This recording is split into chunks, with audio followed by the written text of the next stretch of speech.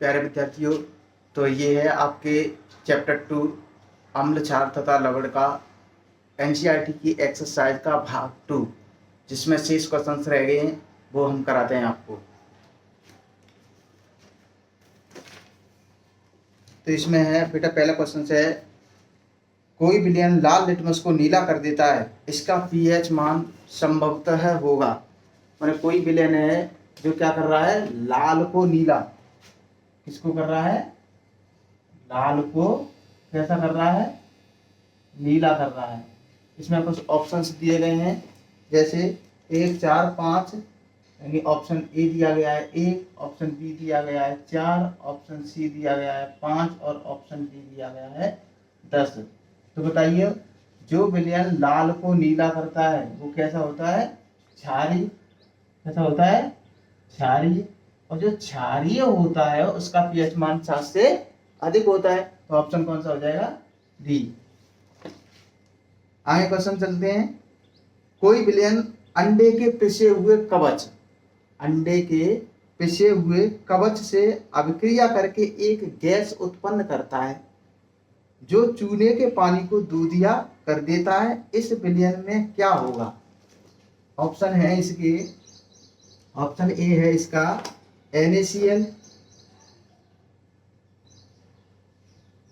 Option B है HCl, option C है LiCl और ऑप्शन डी है आपका KCl। क्वेश्चन क्या कह रहा है कि कोई विलयन जो अंडे के छिलके, अंडे के छिलका मतलब है अंडे का जो कवच होता है वो बेटे बना होता है कैल्शियम कार्बोनेट का, CaCO3 का, कैल्शियम कार्बोनेट का बना होता है। तो वो कह रहा है कि कोई भी विलयन जो अंडे के छिलके से अभिक्रिया करके कौन सी गैस उत्पन्न करता है, यह अभिक्रिया से जो चूने का पानी होता है वो दूधिया हो जाता है। इस विलयन में क्या है। तो बेटे अंडे के छिलके का है कैल्शियम कार्बोनेट, और कैल्शियम कार्बोनेट की क्रिया आपने HCl से कराई है लवण सोडा में। हमने कहा इसका विलयन दूधिया हो जाता है, जली विलयन इसका कैसा हो जाता है, दूधिया होता है, वहां बताया था आपको। तो HCl के साथ इसकी रिएक्शन कराए हैं। तो HCl के साथ जैसे इसकी रिएक्शन बनाएंगे तो यहाँ क्या होगा कि यहाँ पर कैल्शियम कार्बोनेट निकलेंगे, कैल्शियम क्लोराइड बनेगा CaCl2। अब बैलेंस करना है तो यहाँ 2 ले लो, ठीक है। अब यहाँ 2 हाइड्रोजन हो गए, एक ऑक्सीजन के साथ यहाँ से क्या निकल जाएगी, CO2। तो वो कह रहा था कि कौन सी गैस उत्पन्न होगी, तो कौन गैस उत्पन्न हुई, कौन सी, CO2, कार्बन डाइऑक्साइड गैस उत्पन्न होगी। और प्लस क्या बचा, H2O निकल गया, यानी कंपाउंड बना हमारा CaCl2, गैस उत्पन्न हुई कार्बन डाइऑक्साइड और साथ में निकल गया जल। यही पूछ रहा है कि चूने का पानी दूधिया कर देता है, इस विलयन में क्या होगा। तो इस विलयन में बेटा क्या होगा, HCl होगा। समझ में आया होगा क्वेश्चन। नेक्स्ट क्वेश्चन है, NaOH का 10 ml विलयन, यानी NaOH है, NaOH क्या है, क्षार है, NaOH क्या है, क्षार है। इसका 10 ml विलयन, यानी 10 ml लिया है क्या, NaOH, 10 ml NaOH का 10 ml विलयन HCl के 8 ml विलयन से पूर्णतः उदासीन हो जाता है।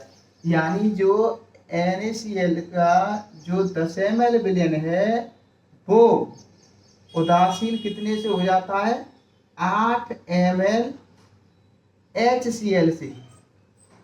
यानी अम्ल क्षार की रिएक्शन करते हैं तो उदासीनीकरण अभिक्रिया होती है। तो वही कह रहा है कि NaCl का 10 ml विलयन HCl के 8 ml विलयन से उदासीन हो जाता है। बात समझ रही हो, ठीक है। यानी कि NaCl प्लस HCl ये कितना है, 10 ml, ये कितना है, 8 ml, आपस में न्यूट्रलाइज रिएक्शन कर देते हैं, आपस में उदासीन हो जाते हैं, बराबर हो जाते हैं,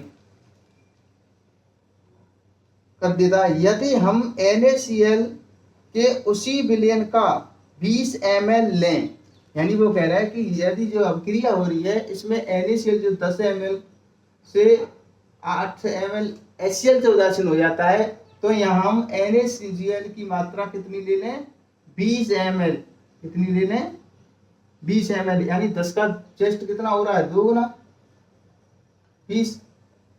20 ml NaCl की मात्रा लें तो इसे उदासीन करने के लिए HCl के कितने ml लेने होंगे। तो जब यहाँ 2 का गुणा हो रहा है तो यहाँ पर भी हम 2 का गुणा कर दें तो ये कितना हो जाएगा, 16 ml, 8 दूनी 16 ml। तो इसमें ऑप्शंस दिए गए हैं 4, 8, 12, 16। ऑप्शन थे बेटे 4, 8, 12, 16। तो कितना आंसर आ रहा है, 16। तो डी ऑप्शन सही हो जाएगा। आज समझ में आया होगा कि 10 ml NaCl HCl के 8 ml से उदासीन हो रहा था, तो इसकी मात्रा कर दी 20, तो इसकी भी दूरी हो जाएगी 16। बहुत सरल क्वेश्चन है, ऐसा क्वेश्चन रखना नहीं चाहिए NCERT को, बट रख रही है तो हमें करना होगा। नेक्स्ट क्वेश्चन है, अपच का उपचार करने के लिए निम्न में से किस औषधि का उपयोग करना चाहिए। अपच का मतलब है जो पच नहीं पाता है उसे अपच बोलते हैं, अर्थात सही भाषा में कहें तो एसिडिटी होता है। क्या हो जाए, एसिडिटी। हमारी बॉडी के अंदर क्या हो रही है, एसिडिटी हो रही है। क्या हो रही है, एसिडिटी हो रही है। एसिडिटी का मतलब जलन हो रही है पेट में। तो इसके लिए हम एसिडिटी के लिए कौन सी औषधि का यूज करें, कौन सी औषधि का यूज करें। और औषधि कौन कौन सी हैं, एंटीबायोटिक, एंटीबायोटिक कहने का मतलब है प्रतिजैविक, प्रतिजैविक, एंटीपायरेटिक,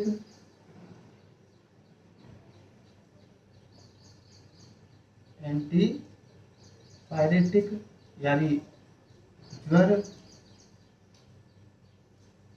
रोधी। नेक्स्ट है एंटीसेप्टिक। एंटी का मतलब विपरीत से होता है बेटे, एंटीसेप्टिक। एंटीसेप्टिक का मतलब प्रतिरोधी, प्रतिरोधी। और डी ऑप्शन है एंटा एसिड, एंटा एसिड। तो आपको पता है कि अपच एसिडिटी को खत्म करने के लिए किसका यूज करते हैं, एंटा एसिड का यूज करते हैं, अर्थात जो क्षारीय होते हैं। तो ये इसका आंसर हो जाएगा। एसिडिटी जब हो जाती है तो हम क्या करते हैं, यूज एंटा एसिड से यूज करते हैं। ठीक है बेटे। तो आप जान लेना कि एंटीबायोटिक जो होते हैं, जो क्या करते हैं, जो बायोटिक होते हैं ये बीमारी को आगे बढ़ने देते हैं। एंटीपायरेटिक होते हैं ये ज्वर रोधी होते हैं, अर्थात तो बुखार को उतारने वाले होते हैं। और एंटीसेप्टिक जो होते हैं जो प्रतिरोधी होते हैं, अर्थात हमारे घाव में किसी भी प्रकार का इन्फेक्शन होने से रोकते हैं। तो ये चारों की इस प्रकार कहानी थी। अगला क्वेश्चन है, निम्न अभिक्रियाओं के लिए पहले शब्द समीकरण लिखिए तथा उसके बाद संतुलित समीकरण लिखिए। कुछ अभिक्रियाओं दी जा रही हैं और उनसे बोल रहा है कि पहले तो उसका शब्द समीकरण लिखिए और उसके बाद उसका रासायनिक समीकरण प्रस्तुत कीजिए। तो इसमें पहला ऑप्शन है कि तनु सल्फ्यूरिक अम्ल दानेदार जिंक के साथ अभिक्रिया करता है। तनु सल्फ्यूरिक अम्ल दानेदार जिंक के साथ अभिक्रिया करता है तो क्या बनता है, पहले इसका शब्द समीकरण लिखिए फिर उसका रासायनिक समीकरण प्रस्तुत कीजिए। तो बेटे तनु सल्फ्यूरिक अम्ल, शब्द समीकरण है तनु सल्फ्यूरिक अम्ल प्लस दानेदार जिंक, दानेदार जिंक से क्या बन जाएगा, जिंक सल्फेट बन जाएगा। जिंक सल्फेट बन जाएगा और प्लस में क्या निकल जाएगा, जिंक सल्फेट बन जाएगा तो यहाँ पर H2 हाइड्रोजन गैस निकल जाएगी। हाइड्रोजन गैस निकलेगी। ये हो गया बेटे शब्द समीकरण। इसे क्या बोलते हैं? शब्द समीकरण। ये क्या है? शब्द समीकरण। अब देखते हैं रासायनिक समीकरण। रासायनिक समीकरण तो तनु सल्फ्यूरिक अम्ल का मतलब है हम डाइल्यूट शब्द आगे लगा दें यानी तनु लगा दें और H2SO4 की क्रिया किसके साथ करते हैं? दानेदार जिंक अर्थात जिंक धातु के साथ। जिंक धातु के साथ करेंगे तो जिंक हाइड्रोजन को क्या कर देगी? विस्थापित कर देगी। प्रतिस्थापन क्रिया है तो यहाँ बन जाएगा ZnSO4 प्लस बचेगी क्या? हाइड्रोजन गैस H2 गैस क्या हो जाएगी? रिलीज हो जाएगी। तो ये इसका रासायनिक समीकरण है। इस प्रकार ये पूछ रहा है। अब देखिए अगला दे रहा है कि तनु हाइड्रोक्लोरिक अम्ल मैग्नीशियम पट्टी के साथ अभिक्रिया करता है। तनु हाइड्रोक्लोरिक अम्ल तो तनु हाइड्रोक्लोरिक अम्ल का है ये पहला पॉइंट हो गया। दूसरा पॉइंट दे रहा है तनु हाइड्रोक्लोरिक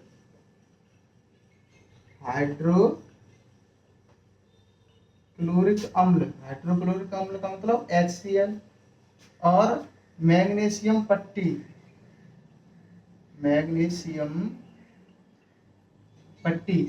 के साथ अभिक्रिया कर रहा है। तो मैग्नीशियम किसके साथ? HCl के साथ करेगा क्रिया तो क्या बन जाएगा? MgCl2 प्लस क्या निकल जाएगी? H2 हाइड्रोजन गैस निकलेगी। यानी यहाँ लिखते हैं मैग्नीशियम क्लोराइड बनेगा। मैग्नीशियम क्लोराइड बनेगा प्लस हाइड्रोजन गैस निकलेगी। हाइड्रोजन गैस निकलेगी। ये हो गया शब्द समीकरण। क्या हो गया ये? शब्द समीकरण। अब इसका बनाएंगे तो यहाँ हम लेंगे HCl और HCl की क्रिया किससे कराएंगे? Magnesium Mg। अब Mg की वैलेंसी 2 होती है, यहाँ क्लोरीन 1 है तो 2 का बैलेंस कर लेंगे इसका गुणा करके। तो यहाँ बन जाएगा MgCl2 और प्लस बचेंगे तो हाइड्रोजन अर्थात हाइड्रोजन गैस निकल जाएगी। समझ में आया होगा आपकी? तो ये इस प्रकार इसके शब्द समीकरण और रासायनिक समीकरण हैं। ये बेटे नोट कर लो।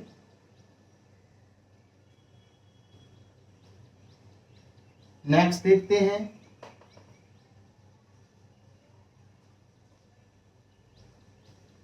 अगला है तनु सल्फ्यूरिक अम्ल एल्यूमिनियम चूड़ के साथ अभिक्रिया करता है। तनु सल्फ्यूरिक अम्ल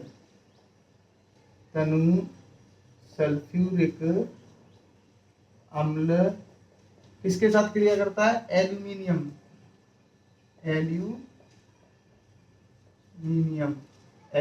के साथ क्रिया करता है तो क्या बनेगा? एल्यूमिनियम सल्फेट बनेंगे।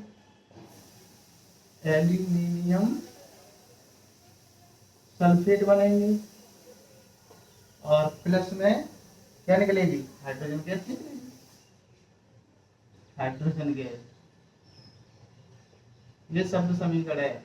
हाइड्रोजन गैस निकलेगी। तो तनु सल्फ्यूरिक अम्ल कहें तो H2SO4 डाइल्यूट H2SO4 ठीक है प्लस एल्यूमिनियम एरो। अब एल्यूमिनियम जो होता है उसकी वैलेंसी होती है 3। इसके आउटर मोड सबसे बाहरी कोष में 3 इलेक्ट्रॉन्स होते हैं जो क्या हो जाते हैं? निकल जाते हैं। तो अब यहाँ क्या करना होगा कि अब यहाँ पर जो सल्फेट आयन है ये पॉजिटिव है, ये नेगेटिव के साथ गिरेगा और इसकी वैलेंसी होती है 2। कितनी होती है? 2। तो क्या करें कि इसके साथ ये सही से बॉन्ड कर जाए। अब इसकी है वैलेंसी 3 और इसकी 2 है तो क्या करें? ये दोनों को बराबर करें। इसमें 2 का गुणा कर दो, इसमें 3 का गुणा कर दो, दोनों कितने हो जाएंगे? 6 हो जाएंगे। तो यहाँ कर दो 3 का गुणा, यहाँ कर दो 2 का गुणा। अब क्या बन जाएगा? Al2SO4 एल्यूमिनियम सल्फेट बन गया प्लस हाइड्रोजन कितने रह गए? 3H2। समझ में आया होगा? तो ये हो गया शब्द समीकरण, ये हो गया रासायनिक समीकरण। नेक्स्ट देखते हैं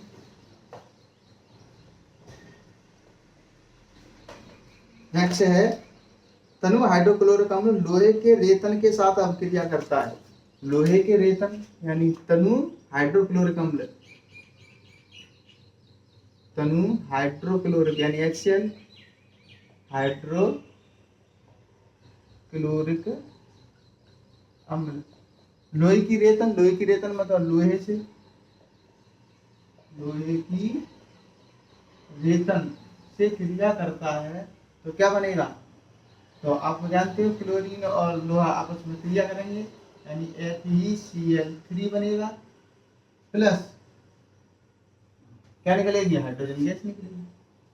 अरे क्या लोहा क्लोराइड यानी कह सकते हैं आयरन क्लोराइड बनेगा, आयरन क्लोराइड, आयरन क्लोराइड बनेगा, प्लस हाइड्रोजन गैस निकलेगी, हाइड्रोजन गैस निकलेगी। अब ये हो गया शब्द समीकरण, रासायनिक समीकरण। तो हाइड्रोक्लोरिक अम्ल मतलब HCl, और HCl की क्रिया किससे कराई? मतलब लोहे की रेतन मतलब Fe से। तो क्या बनेगा? FeCl। Fe द्वि धनात्मक होता है, त्रिवी होता है, तो दो लेंगे तो FeCl2 प्लस H2, दो का गुना करके ये बन गया, यहाँ से निकल गया हाइड्रोजन गैस और बन गया लोह क्लोराइड या कह सकते हो आयरन क्लोराइड। ये चैप्टर में 4 शब्द समीकरण और रासायनिक समीकरण बनवाए थे इस क्वेश्चन में। नेक्स्ट देखते हैं, एल्कोहल एवं ग्लूकोज जैसे यौगिकों में भी हाइड्रोजन होते हैं, लेकिन इनका वर्गीकरण अम्ल की तरह नहीं होता है, एक क्रियाकलाप के माध्यम से समझाइए। बड़े क्वेश्चंस को एक्सप्लेन करवा रहा है विद में आपकी प्रयोगशाला में। कह रहा है कि जो अम्ल होते हैं उनमें हाइड्रोजन आयन होते हैं और एल्कोहल तथा ग्लूकोज में भी हाइड्रोजन आयन होते हैं, लेकिन इनका जो व्यवहार होता है वो अम्ल की तरह नहीं होता है, एक क्रियाकलाप के माध्यम से समझाइए क्यों नहीं होता है। तो देखते हैं बेटे, हमारे पास हमने लिया एक बीकर, प्रयोग कर रहे हैं। ये क्या लिया हमने? एक बीकर लिया और इस बीकर में हमने लगा दिए 2 इलेक्ट्रोड। क्या लगा दिए? 2 इलेक्ट्रोड लगा दिए। एक इलेक्ट्रोड एनोड है और दूसरा कैथोड है। अब दोनों इलेक्ट्रोडों को यानी एनोड को होता है पॉजिटिव और कैथोड होता है नेगेटिव, दोनों इलेक्ट्रोडों को एक बैटरी के माध्यम से जोड़ रहे हैं। 6 वोल्ट की एक बैटरी है जिससे हमने दोनों इलेक्ट्रोडों को क्या कर दिया? जोड़ दिया। और यहाँ पर इसे एक बल्ब से एक बल्ब लगा दिया, ठीक है, और यहाँ हमने लगा दिया एक पावर स्विच। ये क्या है? स्विच है। ये क्या है? बल्ब है, ठीक है। ये है बैटरी, ठीक है बेटे। अब देखो, जिसमें अब ये आपका विद्युत अपघट्य बनेगा तभी तो कार्य करेगा ये प्रोसेस। तो इसमें हमने जो विलयन लिया है, ये विलयन ले लिया हमने एल्कोहल का। इसका ले लिया एल्कोहल का विलयन ले लिया और स्विच को हमने ऑन किया। स्विच को ऑन किया तो ये बल्ब हमारा जला नहीं, यानी वह जला नहीं। तो इसका मतलब है कि ये जो विद्युत अपघट्य है ये आयनीकृत नहीं हुआ है, क्योंकि आयन बनेगा तभी तो विद्युत धारा का प्रवाह होगा, और आयनीकृत नहीं हुआ है तो ये बल्ब नहीं जला है। अर्थात हम कह सकते हैं कि एल्कोहल तथा ग्लूकोज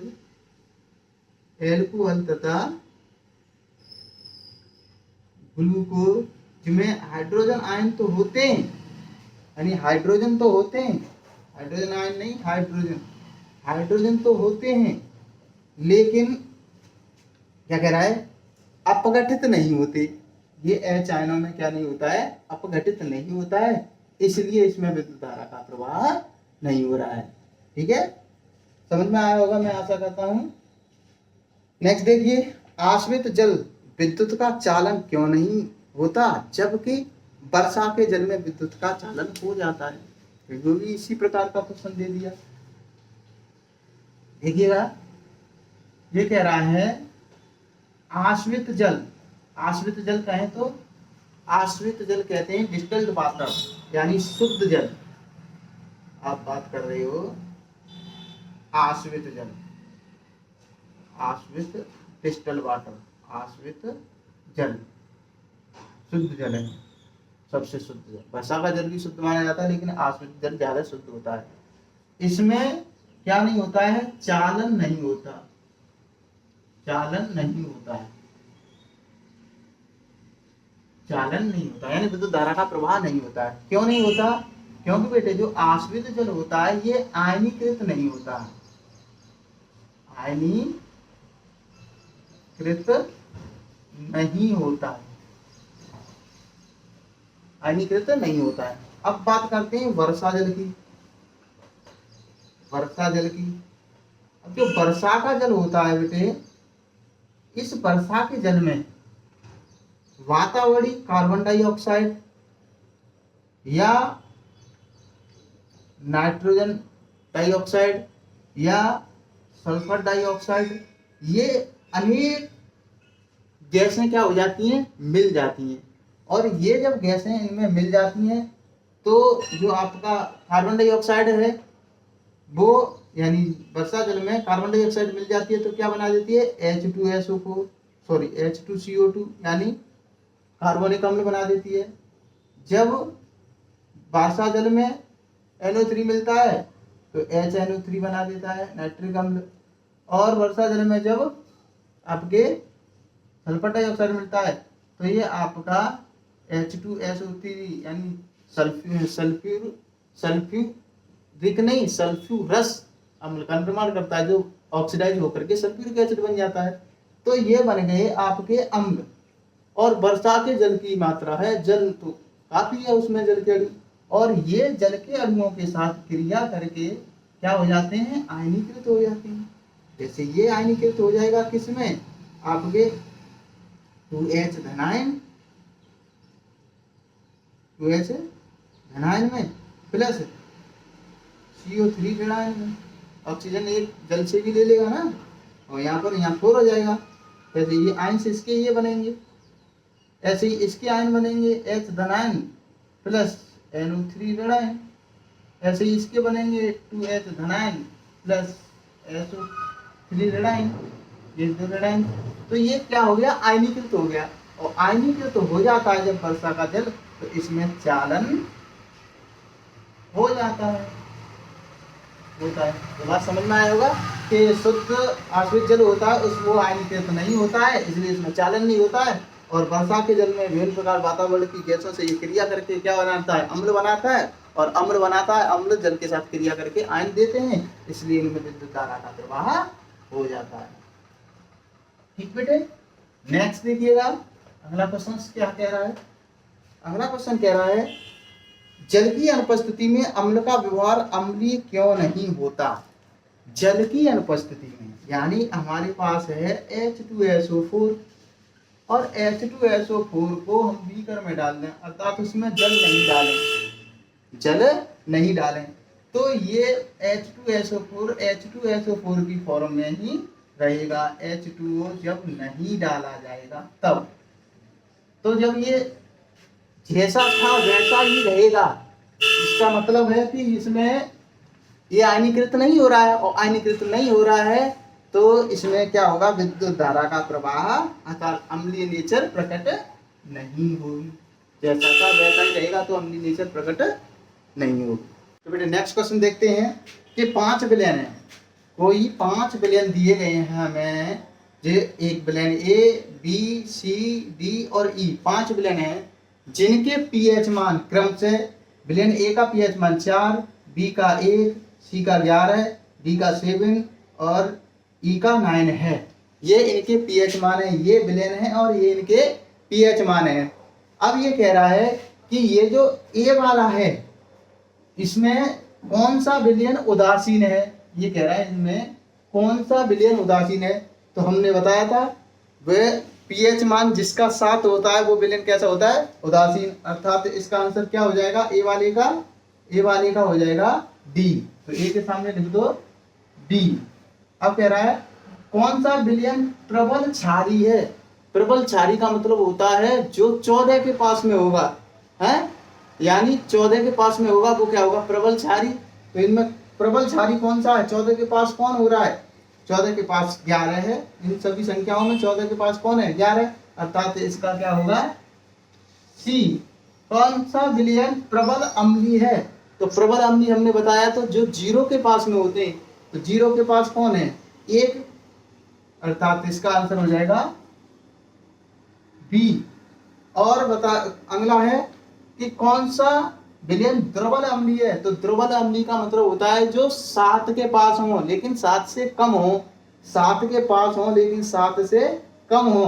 तो 7 के पास इनमें से कौन आएगा, कम में 4 आएगा, अर्थात ये कौन सा विलयन हो जाएगा, ए। और बाकी है कि दुर्बल क्षारी, तो दुर्बल क्षारी जो 7 के पास हो लेकिन अधिक हो वो दुर्बल क्षारी होगा, अर्थात इसका हो जाएगा ई। ये इसके इस प्रकार विलयनों की हमने बात कर दी कि ये 5 विलयन थे, ये उनके पीएच मान थे, पीएच मान के आधार पर विलयन की कंडीशन बताई कि उदासीन विलयन आपका ये वाला होगा और प्रबल क्षारी ये होगा, दुर्बल क्षारी ये होगा, अम्लीय होगा, ये कंडीशन से बताई। अब क्वेश्चन कह रहा है कि पीएच मानों को हाइड्रोजन आयन की सांद्रता के आधार पर आरोही क्रम में व्यवस्थित कीजिए। आरोही क्रम का मतलब है कि पीएच मान का आरोही क्रम का मतलब बढ़ता हुआ क्रम, पहले सबसे पहले कौन सा विलयन आएगा, फिर उसके बाद कौन सा आएगा, फिर उसके बाद कौन सा आएगा। तो सबसे प्रबल कौन सा आएगा बताइए, सब बढ़ते हुए क्रम में पूछ रहा है, सांद्रता के बढ़ते हुए क्रम में। तो सांद्रता का बढ़ता हुआ क्रम होता है जिसकी हाइड्रोजन सांद्रता सबसे कम होती है वो सबसे अधिक सांद्रण होता है, हाइड्रोजन सांद्रता उसकी सबसे ज्यादा होगी, जिसका पीएच मान सबसे कम होगा। तो सबसे कम पीएच मान तो किसका है, पी का। तो हम यहाँ किसका लेंगे, जिसका ज्यादा होगा। तो ज्यादा किसका है, यहाँ पर किसका है, सी का। तो यहाँ हम सबसे पहले लेंगे सी। सी से ज्यादा सांद्रता वाला कौन होगा, सी से ज्यादा सांद्रता वाला होगा ई। और ई से ज्यादा कौन होगा, ई से ऊपर बनेगा 7, 7 से ऊपर कौन जाएगा, 7 का मतलब डी। और उससे ऊपर जाएगा ए, 1 2 3 4, और उस सबसे बाद में जाएगा बी। तो ये सबसे बाद में जाएगा, तो ये इसका आरोही क्रम होगा, सांद्रता का बढ़ता हुआ आरोही क्रम क्या होगा। नेक्स्ट क्वेश्चन देखते हैं, आपकी समझ में आया होगा, मैं आशा करता हूँ ये समझ में आएगा कि सांद्रता का मतलब क्या होता है। हाइड्रोजन सांद्रता जो होती है वो बढ़ते हुए क्रम होती है, अर्थात सबसे पहले क्षारीय फिर सबसे लास्ट में प्रबल अम्लीय हो जाता है। तो सबसे प्रबल अम्लीय कौन था, ये बी तो था, तो ये इसका आरोही क्रम बनेगा, ये क्वेश्चन में दिया गया है। नेक्स्ट क्वेश्चन है, परखनली ए एवं बी में समान लंबाई की मैग्नीशियम की पट्टी लीजिए और परखनली ए में हाइड्रोक्लोरिक अम्ल तथा परखनली बी में एसिटिक अम्ल डालिए। दोनों अम्लों की मात्रा तथा सांद्रता समान है, किस परखनली में अधिक तेजी से बुदबुदाहट होगी, होगी तो क्यों। ये कह रहा है कि आप 2 परखनलियां लीजिएगा, क्या लीजिएगा, 2 परखनी लीजिए और एक में सांद्र HCl हाइड्रोक्लोरिक अम्ल डालिएगा, एक में क्या डालिएगा, हाइड्रोक्लोरिक अम्ल, और एक में डालिए एसिटिक एसिड। बेटे 2 परखनी ली ली हमने, ये 2 परखनली ले ली हमने, परखनली ए है और ये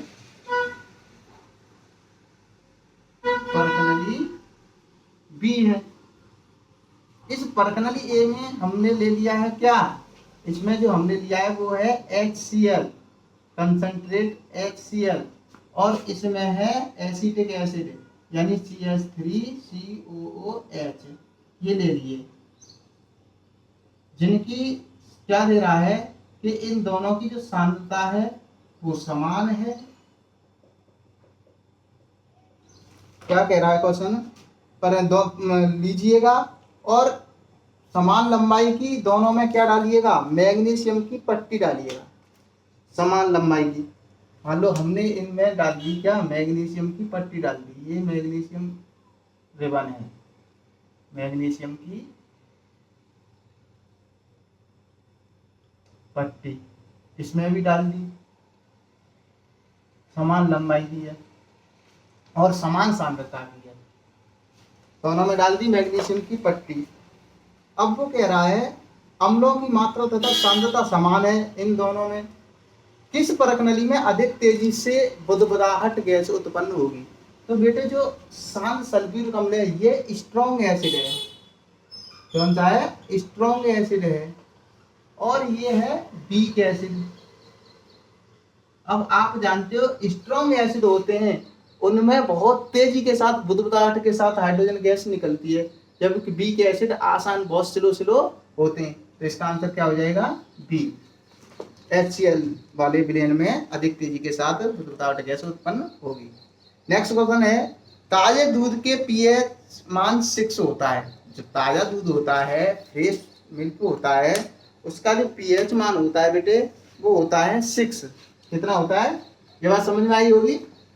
नेक्स्ट क्वेश्चन है कि ताजे दूध का पीएच मान क्या होता है? 6 होता है। दही बन जाने पर उसके पीएच मान में क्या परिवर्तन होगा? यानी जो हमारा ताजा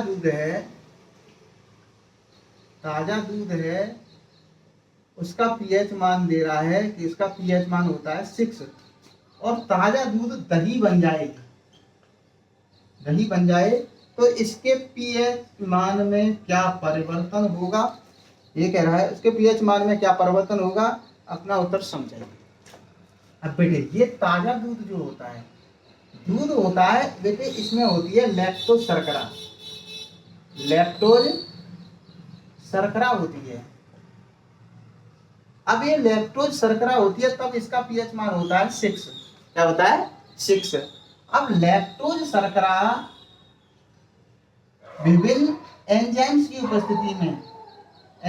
की उपस्थिति में लैक्टोज शर्करा लैक्टिक अम्ल में लैक्टोज शर्करा लैक्टिक अम्ल दूध में पाया जाता है, दही में।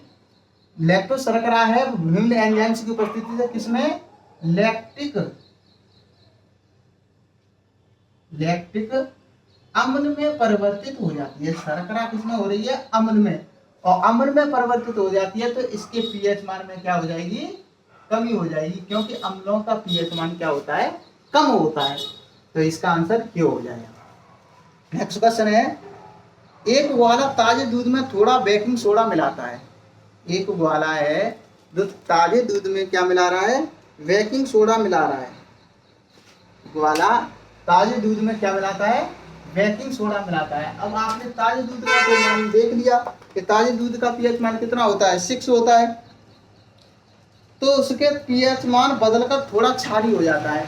यानी ग्वाला है वो ताजा दूध लेता है और ताजे दूध का पीएच मान कितना आपको बताया था हमने? 6। और ताजे दूध में क्या मिला है? बेकिंग सोडा मिलाता है। और आपने हमने बताया था कि बेकिंग सोडा का जो जलीय विलयन होता है वो कैसा होता है? क्षारीय नेचर का होता है। कैसा होता है? क्षारीय नेचर का होता है, ये बताया है हमने। वाला कह रहा है ताजा दूध मिलाता है और उसमें क्या मिलाता है? बेकिंग सोडा मिलाता है, तो उसके पीएच मान बदलकर थोड़ा क्षारीय हो जाता है। उसका पीएच मान क्या हो जाता है? क्षारीय हो जाता है। क्यों क्षारीय हो जाता है? क्योंकि इसका बेकिंग सोडा का जो जलीय नेचर होता है वो क्या हो जाता है? क्षारीय होता है, इसलिए ये क्षारीय हो जाता है। अगला कह रहा है इस दूध को दही बनने में अधिक समय क्यों लगता है? अब दूध को दही बनने में इसलिए अधिक समय लगता है क्योंकि शर्करा जो होती है, लैक्टिक शर्करा, तो शर्करा जो होती है वो कन्वर्ट होती है किसमें? अम्ल में। तो कन्वर्ट यानी बदलने में कुछ समय लगता है, इसलिए अधिक समय लगता है। इसका आंसर हो जाएगा ये। अब क्या अगला क्वेश्चन है प्लास्टर ऑफ पेरिस को आर्द्ररोधी बर्तनों में क्यों नहीं रखा जाना चाहिए? प्लास्टर ऑफ पेरिस जो होता है, पीओपी होता है, उसे आर्द्ररोधी बर्तनों में क्यों नहीं रखा जाना चाहिए? आर्द्ररोधी बर्तनों का मतलब होता है ऐसे बर्तन जिसमें नमी होती है। क्या होती है? नमी होती है। उन बर्तनों में पीओपी को नहीं रखना चाहिए। प्लास्टर ऑफ पेरिस को आर्द्ररोधी बर्तनों में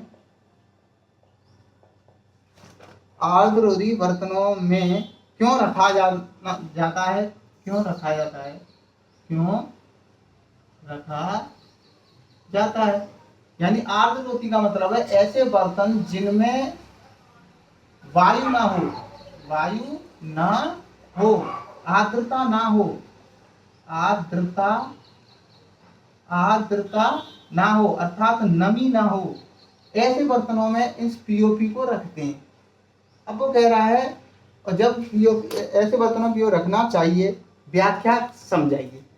तो बेटे जो पीओपी होता है ये आपको पता है कि पीओपी प्लास्टर ऑफ पेरिस यानी कैल्शियम जो सल्फेट हाफ H2 जो होता है ये जल के साथ क्रिया करके क्या बना देता है, जिप्सम बना देता है। क्या बना देता है, जिप्सम। और जैसे जिप्सम बनता है तो ये कठोर हो जाता है। कैसा हो जाता है, कठोर हो जाता है। कब, जब इसमें नमी मिल जाती है तब। इसलिए इसे नमी वाले बर्तनों में नहीं रखते, आर्द्रोदी बर्तनों में रखते हैं। नेक्स्ट क्वेश्चन है उदासीनीकरण अभिक्रिया क्या है, दो उदाहरण दीजिए। तो उदासीनीकरण अभिक्रिया अम्ल और क्षार की जो क्रिया होती है उसे उदासीनीकरण अभिक्रिया कहते हैं। आप दो उदाहरण के माध्यम से समझा सकते हो कि HCl और आपने ले लिया NaOH, क्या बना दिया, यहाँ बन गया NaCl प्लस क्या निकल गया H2। तो एक तो उदाहरण ये ले लिया और दो की बात कर रहा है, अगला कोई ले लो। जैसे आपने ले लिया H2SO4 प्लस यहाँ कोई क्षार ले लो। जैसे यहाँ पर ले लिया हमने, ले लिया BaOH का होल ट्वाइस, ये ले लो। तो यहाँ क्या बन जाएगा, बेरियम सल्फेट BaSO4 बन जाएगा प्लस H2 निकल जाएगा। तो कोई से भी दो उदाहरण ले सकते हैं। ठीक है, तो इस प्रकार ये आपका चैप्टर पूरा हुआ बेटे और पूरे NCERT के टोटल क्वेश्चंस मैंने करा दिए हैं। धन्यवाद।